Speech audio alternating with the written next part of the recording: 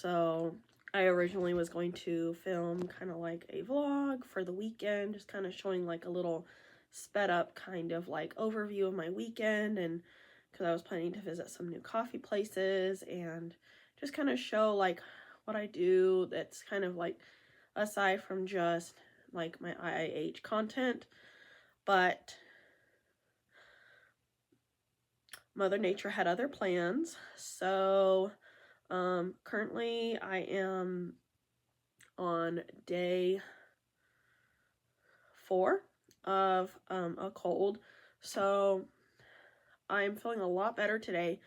But just to recap, Saturday and Sunday I was just out of it. Like, I was just laying down, literally like had myself basically nesting on the sofa all day with a blanket and a heating pad, and just like running a low-grade fever, just feeling like crud, and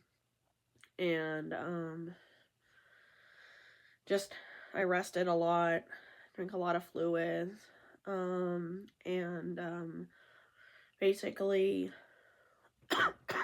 now it's Tuesday that I'm filming this, and I'm feeling a lot better, but not 100%. So with that being said, I decided to change my plans, and I will be filming a video that I think actually will be very useful, given especially kind of everything going around right now. So I'm actually gonna be doing a video, and I hope you guys really appreciate it.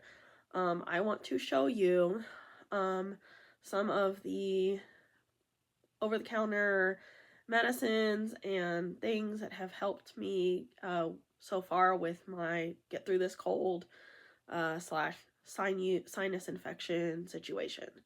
And just to preface, I'm not giving medical advice. This is just me sharing my experience. This is my first technical year of having IIH, and my first time having a cold basically with IIH. So it's kind of like a learning curve, because like there are certain things that I'm learning about, like things to avoid, because they can like raise your blood pressure, and with IIH you don't want to raise your blood pressure, and so certain medications can do that, certain types of stimulants and things like that.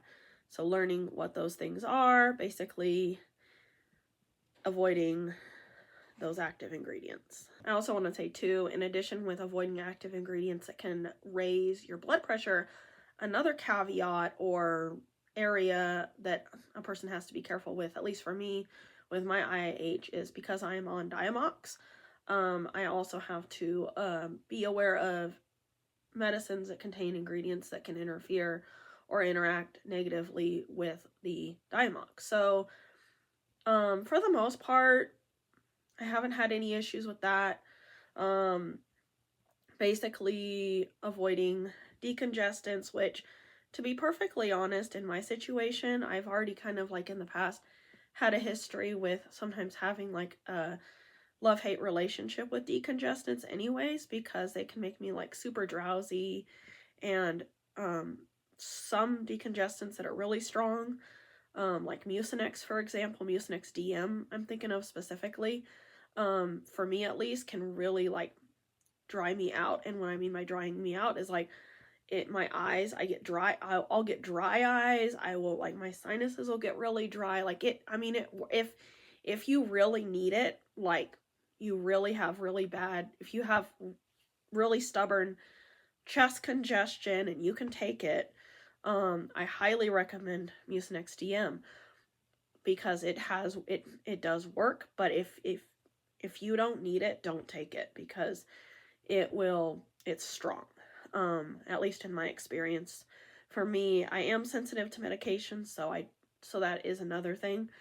But so this is my first time with a cold slash sinus infection avoiding decongestants. So no Flonase, no nothing with anything like, nothing like Claritin D, or like I said, no Mucinex DM, none of that. So I've been relying on a lot more of a gentler approach, more of a homeopathic kind of approach, and I'll give you more information. So this time around, like I said, I had to take more of a gentler approach, avoiding any decongestants and products that could raise my blood pressure due to my IIH. So um, this is my ride or die. Okay, so this is not necessarily just exclusive to cold and flu season, but honestly, like living in Southern California, the dry air, Santa Ana winds right now, this is like a must-have. I have this on all night. Sometimes I have it on up to medium, usually medium low this time of year. Highly, highly, highly recommend you get yourself a humidifier if you live in Southern California. The dry air can wreak havoc on your sinuses, and during cold and flu season especially, and with Santa Ana winds right now, just get. Another product that I would highly, highly recommend as a more gentler approach with cold and flu season is that I found that has helped me a lot has been this Vicks. It's almost like a steam inhaler kind of thing. So you literally, like, there's this little thing at the bottom. You fill it up with like 2.5 tablespoons of water, like tap water, and then it has like a little thing on the back where you can actually, like right here, where you can actually put like a little Vicks thing in there if you want to, but you don't have to. I mean, but anyways, you let it sit, you let it kind of like heat up for like 6 minutes, and then like you basically put this thing over your face, like over your nose and your mouth, kind of like, you see how it's shaped like that, and then the steam opens up and gets up into your sinus cavities. And this, I would say, steam therapy has probably been one of the most effective things that I've used this time around with my cold. And then I'm also going to say saline nasal rinse. This one is a saline nasal rinse by Neomed. It comes with, you get like these little packets, and I have the packets, but like you put like a little packet in there, and then you add distilled water. You can't be tap water, it has to be distilled water, up to the fill line there where like the dotted line is, and then you shake it to mix it, and then like you rinse out your sinuses with this. And this is really good. I love this. This has helped me a lot. I do this like twice a day, once in the morning, once at night. And then also, this is not, I don't use this like, I used it for the first, actually just started using it today because I was having some really stubborn just congestion that wouldn't go away. So I would recommend, again, same brand, Neomed Nasal Mist, sinus allergy, cold. This stuff is really, really good. I love this. And then also too, I would categorize this in the same kind of vein, similar. This is a saline nasal gel by AYR. I actually found out about this from my grandmother a long time ago, but I use this daily anyways because dry air and all that stuff, but this is also very good for like helping with like sinus inflammation and things like that.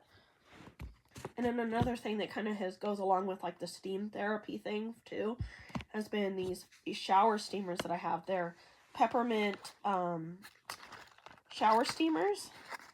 So they're just like these round little discs like this, and you put them in the shower, like not under the direct water, not under the direct stream or whatever, but like in an area where the steam like will activate them, and then like the peppermint oil in them like opens up your sinuses. So while you're showering, it's also opening up your sinuses and working with the steam to help you breathe better. So this is really, really good. Now I say with discretion, like I said, these are just products that have helped me, but I also will do like a sinus balm, usually maybe like once a day, like once a day in the evenings. I do like a sinus balm, which really helps also too with like sinus and congestion and stuff. So my sinus balm is basically I just heat up some water in a kettle, and then I pour it into like a mug, and then you can put essential oils like eucalyptus oil.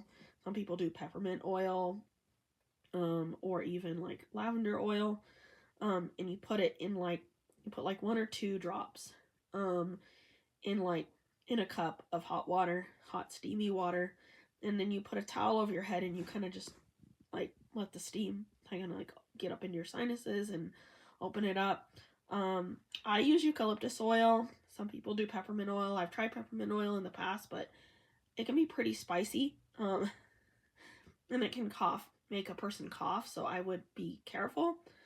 I use eucalyptus oil, and I literally just do like 1 drop is like all I need. But this is another one that goes along with like the steam therapy. And then as far as allergy medicines to go, this is the one that I'm taking. I haven't had any adverse side effects from it. It does not interact negatively with my Diamox that I take every day. It's the Claritin Ready tab, so they literally just dissolve on your tongue. And this is a 24-hour one, so I just take 1 of these a day, and I'm good. And these also help a lot for me. They just kind of take the edge off and really help me. And currently, these are the 2 favorite herbal teas that I've been drinking on during my recovery time. I would say more so the ginger tea is what I've been drinking the most of. It actually seems to help with my allergies and stuff like that. So, and also, again, you have the added benefit of kind of like some steam therapy while you're drinking your hot tea. So, you know, it helps. And then the reishi mushroom with rooibos and orange peel, again, it's just a good herbal tea. Mild flavor, and just, yeah, it's what I had on hand, and I like it. And then bonus find, this was something that I did not expect. So I have never been to a Winco before until last year. So I went with my family to a Winco for the first time. I know that sounds super lame, but whatever, you know. And I found these throat drops, that specifically say menthol free. And I personally really love that, especially, you know, with my IIH and stuff like that. I feel like I feel like menthol is just something that can sometimes aggravate my IIH. And also too, like, I found that sometimes like throat drops that have menthol in them can actually upset my stomach, and so I'm just like seeing these and the fact that they have real honey in them and no artificial ingredients, and they are menthol free. I'm so happy. So these are a bonus find that I have been enjoying so far. And yeah, if you have a Winco, look for these menthol free throat drops.